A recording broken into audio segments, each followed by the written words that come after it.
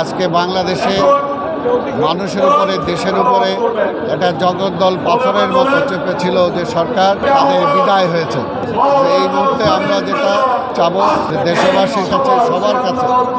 যে সবাই শান্তি শৃঙ্খলা রক্ষা করবেন এবং যত দ্রুত আজকের ইন্টেরিয়াম গভর্নমেন্ট ঘোষণা দেওয়ার জন্য অনুরোধ করব এবং ইন্টেরিয়াম গভর্নমেন্ট এসে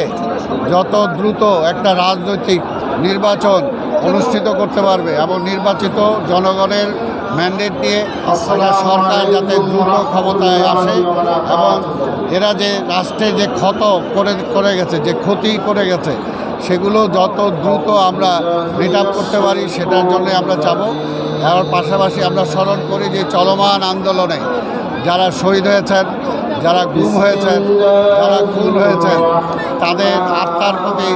আমরা সমবেত শান্তিতে থাক, তাদের আত্মা আল্লাহ তাদেরকে বেহেশত নসিব করুক এবং তার পরিবার পরিজন যাতে তাদের সেই ক্ষতি পুষিয়ে নিতে পারে, সেটার জন্য যে নির্বাচিত সরকার আসবে সে যাতে সেই ব্যবস্থা গ্রহণ করে, সেটাই আহ্বান জানিয়ে আমরা চাবো যে এখন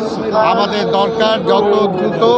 একটা নির্বাচন আমরা অনুষ্ঠিত করতে পারি সেই ব্যবস্থাটা করে। আমরা তো চাই যে অন্তর্বর্তীকালীন সরকার তো আর সব কিছু করতে পারবে না, কাজেই তারা সব রাজনৈতিক দলগুলোকে নিয়ে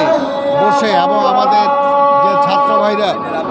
আজকের এই আন্দোলনে, এই বিপ্লবে ছিল, নেতৃত্ব দিয়েছে, সবাইকে নিয়ে বসে যাতে দ্রুত একটা নির্বাচনের ব্যবস্থা করা যায়, সেটা আলোচনার সাপেক্ষে, সেটা কয় মাস হবে, কতদিন হবে, তারা নিজেরাই আলোচনা করে ঠিক করে নেবে। সংবাদ, ফিচার ও অনুষ্ঠানের জন্য ভিজিট করুন সংবাদ প্রকাশের ওয়েবসাইট এবং যুক্ত থাকুন ফেসবুক পেজ ও ইউটিউব চ্যানেলের সঙ্গে।